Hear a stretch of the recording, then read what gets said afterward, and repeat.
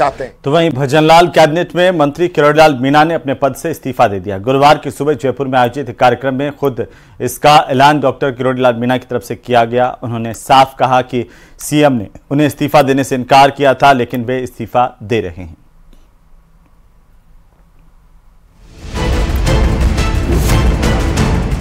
मेरी किसी से कोई नाराजगी नहीं है, न माननीय मुख्यमंत्री जी से न संगठन से। मेरी खुद अपने आप से नाराजगी है। मंत्री पद से इस्तीफा दे दिया है।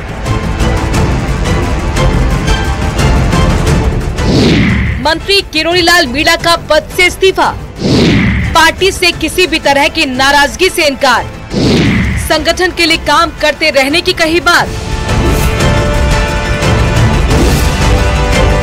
लंबे वक्त से चल रहे कयासों के दौर पर आखिरकार विराम लग ही गया।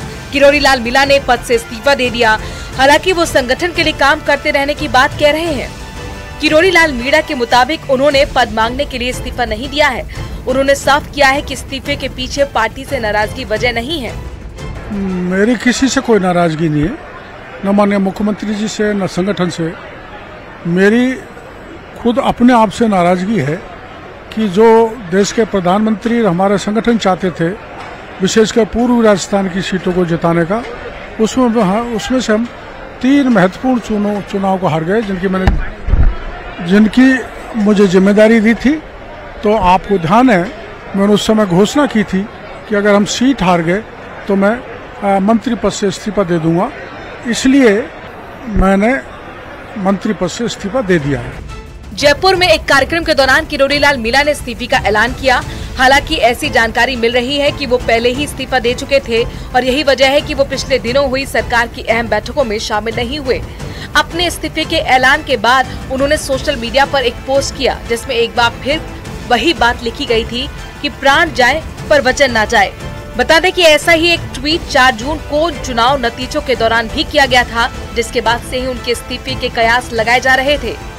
मैंने इस्तीफा दे दिया तो मेरा नैतिक रूप से मैं वहाँ जा नहीं सकता।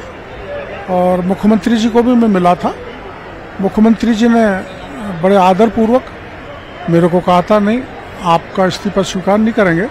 पर मैंने मुख्यमंत्री जी को यही कहा था कि चूंकि मैं जनता के बीच में कह चुका हूँ, घोषणा कर चुका हूँ कि हम ये सीट नहीं जीते तो मैं इस्तीफा दे दूंगा, और इसलिए मेरे को देना पड़ा।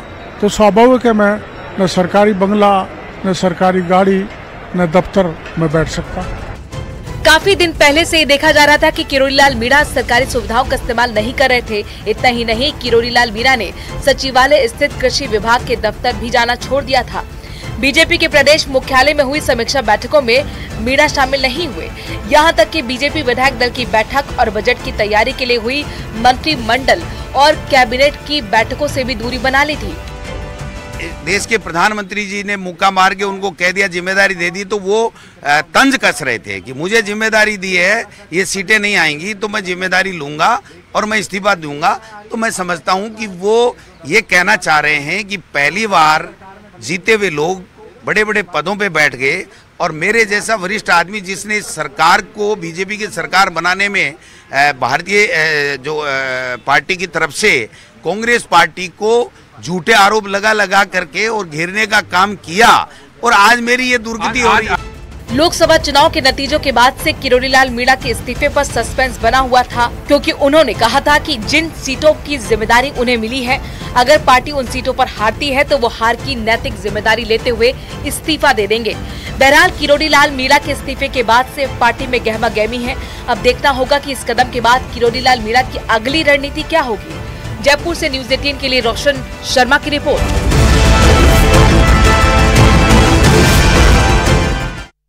तो वहीं डॉक्टर किरोड़ीलाल मीणा के मंत्री पद से इस्तीफा देने पर मंत्री जाबिर सिंह खर्रा ने बयान दिया। कहा कि डॉक्टर किरोड़ीलाल मीणा भावुक और संघर्षशील नेता है, पार्टी को उनकी जरूरत है। क्या कुछ कहा, सुनिए।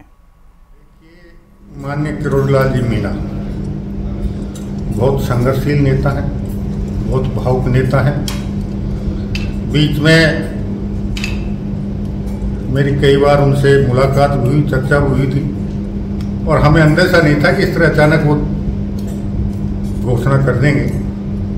अब मिलेंगे, उनसे बातचीत करेंगे, और हमारे परिवार के अग्रज हैं, हमसे वरिष्ठ हैं, संघर्षशील हैं, जुझारू हैं। पार्टी को और मंत्रिमंडल को उनकी आवश्यकता है, तो हम उम्मीद करेंगे कि वो हमारी भावनाओं का ध्यान रखते हुए निश्चित रूप से वापस मंत्रिमंडल में वापसी करेंगे। तो वहीं बाबा सूरजपाल का पेपर माफिया से कनेक्शन सामने आए हैं। बाबा सूरजपाल राजस्थान के दौसा में जिस हर्षवर्धन के घर पर सत्संग किया करते थे, उस हर्षवर्धन को पेपर लीक मामले में गिरफ्तार किया जा चुका है। आरोप है कि बाबा का दरबार और उसकी आड़ में paper leak mafia paper leak का गोरख धंधा चलाता था। पेपर लीक माफिया से जुड़े सूरजपाल के तार और उस घर की तस्वीरें जहां पर बाबा रुकता था, वहां पेपर लीक माफिया जो है वो किस तरीके से बाबा की आड़ में पेपर लीक का धंधा चलाता था, ये अब तक जांच में साफ हुआ है।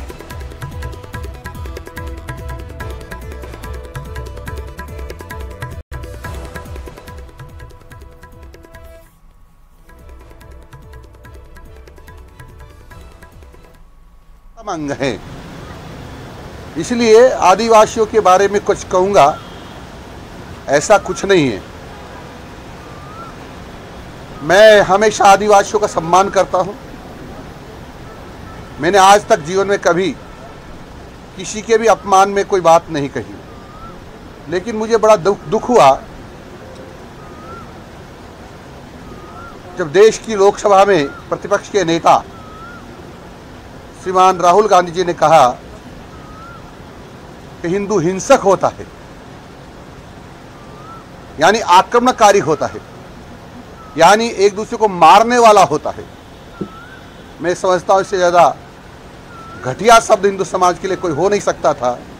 यानी पूरे हिंदू समाज का अपमान किया है और एक कांग्रेसियों को दिखाई नहीं दिया।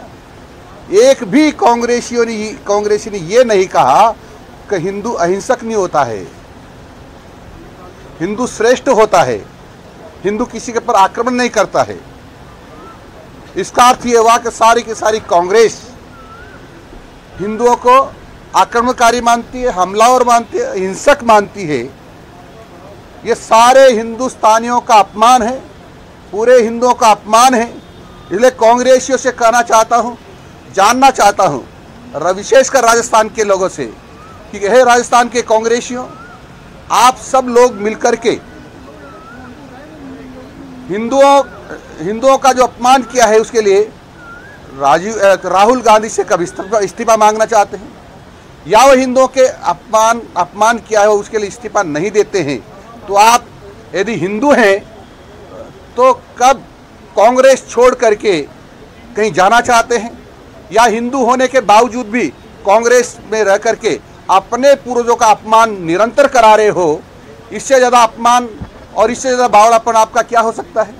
भाई साहब, सदन में मामले का पटाक्षेप हो जाना चाहिए। उसके बाद बावजूद भी कांग्रेस के सदस्य लगातार नामाचोर खराब करते हैं। क्या लगता है सदन चलाने के बाद उनका नहीं होता? वह लगातार आदिवासियों का अपमान करना चाहते हैं, क्योंकि इस देश में रहने वाले, अनादिकाल से रहने वाले सब आदिवासी हैं। मैं भी आदिवासी हूँ, और इसलिए उनके मन में कहीं भी आदिवासियों और हिंदुओं के पक्ष में श्रद्धा का भाव नहीं है। बेटा, जो सदन में हुआ हंगामा भी हुआ और कुछ सदस्य जो सत्ता पक्ष के आपकी तरफ भी बढ़े, क्या था वो पूरा घटनाक्रम और किस कारण से वो आपकी तरफ बढ़े थे सारे? और उनका मंतव्य क्या था ये तो पता नहीं, लेकिन हाव भाव से लग रहा था कि जैसे कोई मेरे ऊपर आक्रमण करने आया, और बिल्कुल मेरी टेबल के पास आकर के आक्रामक रूप से बोल करके मेरे को डराने का प्रयास कर रहे थे। लेकिन मैं आज तक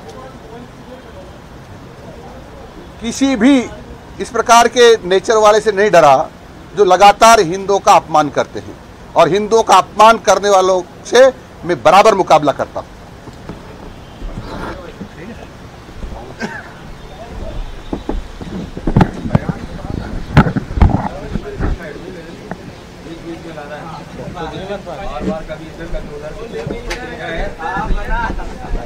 दो मिनट लगेंगे, 2 मिनट।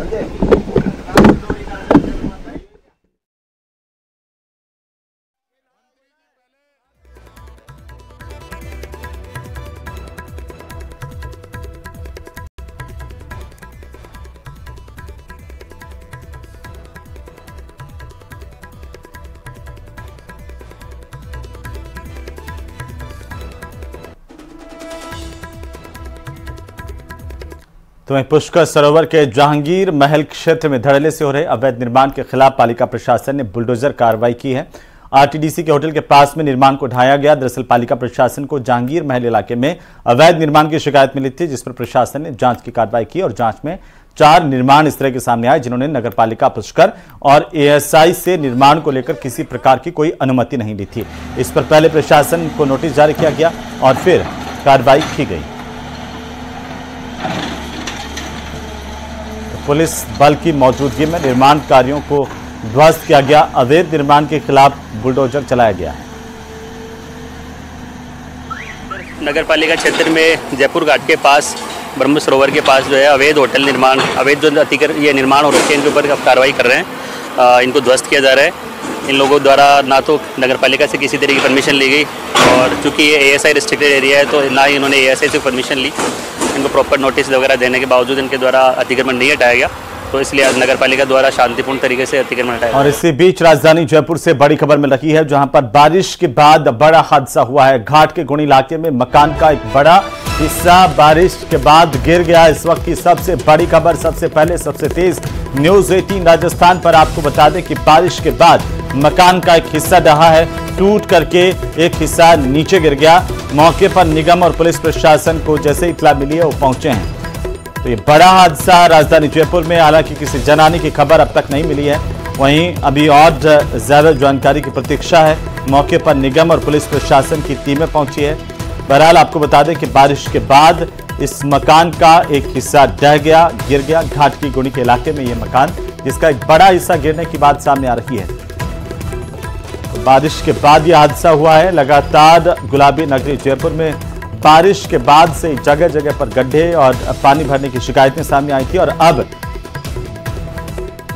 और इसी बीच हम आपको सीधे लिए चलते हैं राजधानी जयपुर, जहां पर Rajasthan pre teacher education test का परिणाम जारी कर दिया गया। Deputy CM doctor Premchand Bairwa ने ये परिणाम जारी किए हैं। पीटीईटी द्वितीय वर्ष में हनुमानगढ़ के देवीलाल टॉपर हैं। बीए बीएड में झुंझुनू की अक्षरा सैनी टॉपर रही हैं।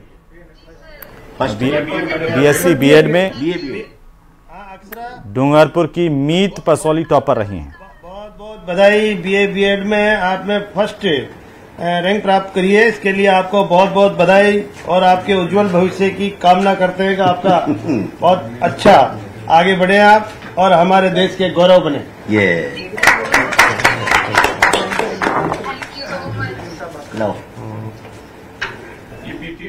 पीटीटी 2 साल का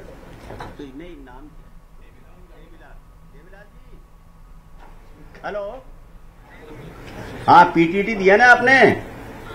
अरे आप उसमें विजेता बन गए और माननीय उप मुख्यमंत्री राजस्थान सरकार के डॉक्टर बैरवा साहब आपको बधाई दे रहे हैं। सुनिए। फर्स्ट रैंक आई है। हाँ देवीलाल जी, बहुत बहुत बधाई आपको कि आप फर्स्ट रैंक आई है आपकी पीटीटी 2024। इसके लिए बहुत बहुत धन्यवाद आपको। आपके उज्जवल भविष्य की कामना करते हैं। Thank you. चलो बहुत अच्छा संदेश दिया सर आपने। हाँ नहीं जरूरी सर। बहुत बहुत आपके ये प्रेरणा भरे और हौसला अफजाई के सब निश्चित रूप से युवा पीढ़ी का मार्गदर्शन करेंगे और सशक्त करेंगे। आप निवेदन है आपसे कि आज से स्वरूप हमारा मार्गदर्शन करिए करके अपना अतिथि मुख्य अतिथि यही से